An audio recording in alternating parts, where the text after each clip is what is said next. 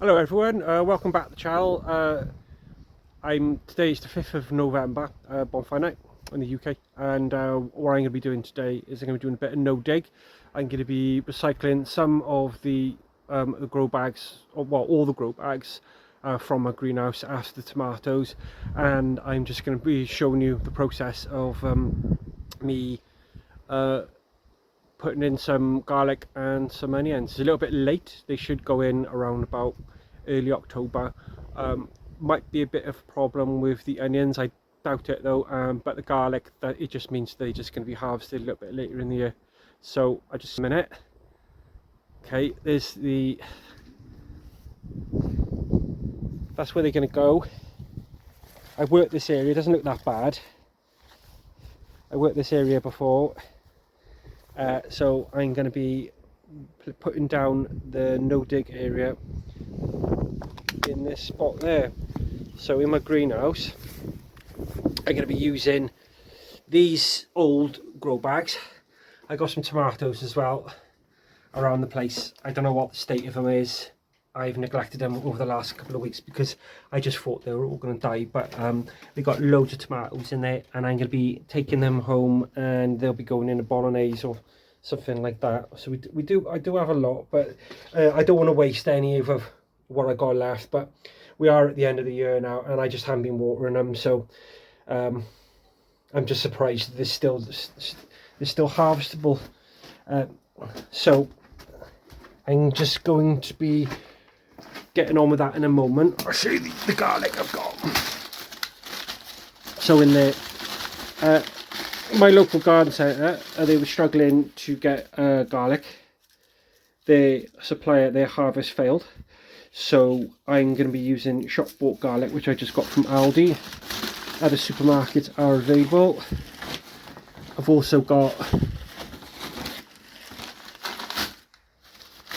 these. I got 1 kilogram of overwintering onions. I can't remember the name of them. If I can, I'll put it in underneath the video if I can remember what they're called. But they're a Chinese variety.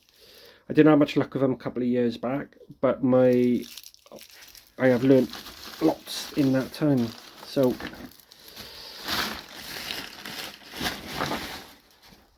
without further ado, that's what I'm going to be doing. So I've been cleaning up the greenhouse, and I've taken out 4 grow bags, and I've got some spares which I'm going to be replacing. Maybe put them in today, just so they're ready for next year, next summer. So for the no dig, you're going to need some cardboard. Okay, right. And what that does is it just goes down on the floor and it just gets weighted down. You don't have to worry about weeds in the ground underneath. It doesn't matter. It just literally just goes straight on top with zero hassle. Quite fortunate on our allotment. We have horses nearby in stables, so we get a regular supply of manure. I know not everyone has access to that, but if you can get it, it's black gold, as they say.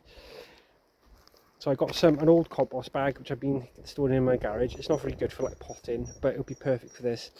And I've got myself 4 old grow bags for my tomatoes.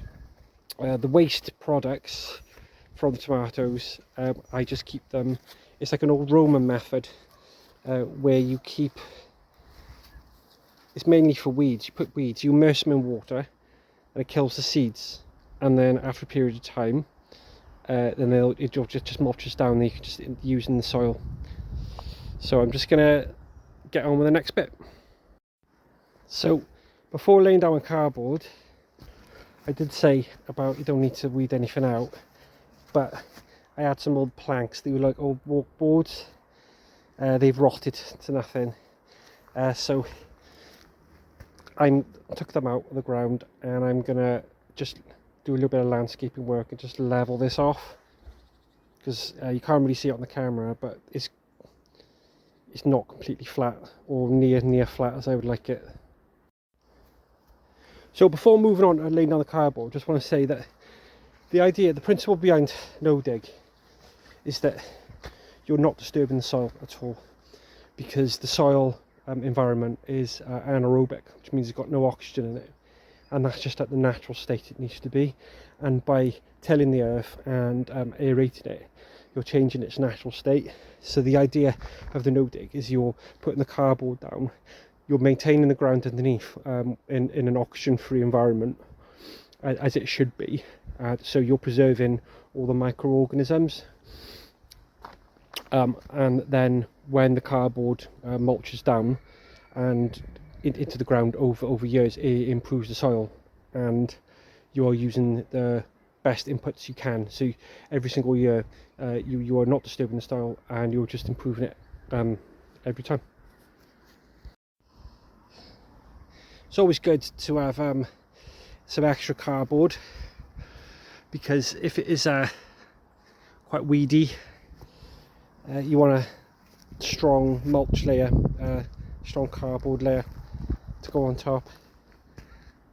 Obviously make it tailor it to your the size of the pot you want to do. So I'm going to get on now with mixing some inputs. If I haven't got enough, I got some other bags of compost which I'm going to add. So after putting all the manure, the bags of compost, the old grow bags on top of the cardboard, let's get that a bit lower, give you a bit of an idea of height. It's quite high. I put a top dressing of some multi-purpose compost on top. So I believe that would be quite a good mix for the garlic to go in there. People have different preferences over the compost that you use. This is the stuff that we just get in our allotment. Just 60 litre bag, just multi-purpose compost, and that just went on as a top dressing. Throughout the growing season, you may need another top dressing to go on top. So I'm gonna go ahead and get some garlic in. Okay, so I've got my garlic in now. I'm just sitting on top, so I know get a good idea of the spacings. So what I ideally do, let me just go over and get my dibber a minute.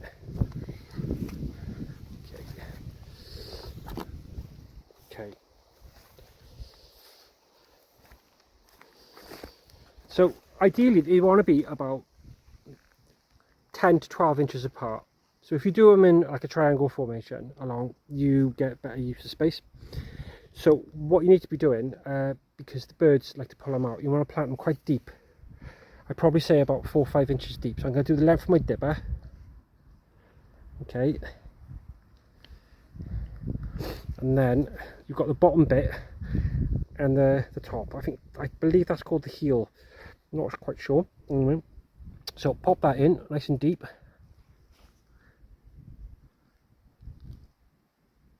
And just cover it over.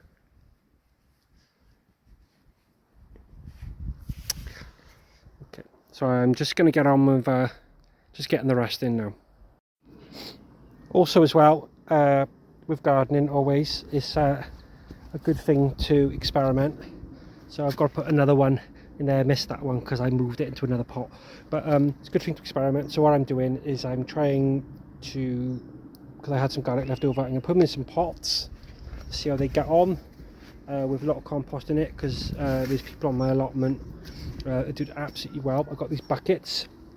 I paid, I think it's £30 for 10 of them online. I'll put a link in the description, but they got fantastic draining in them,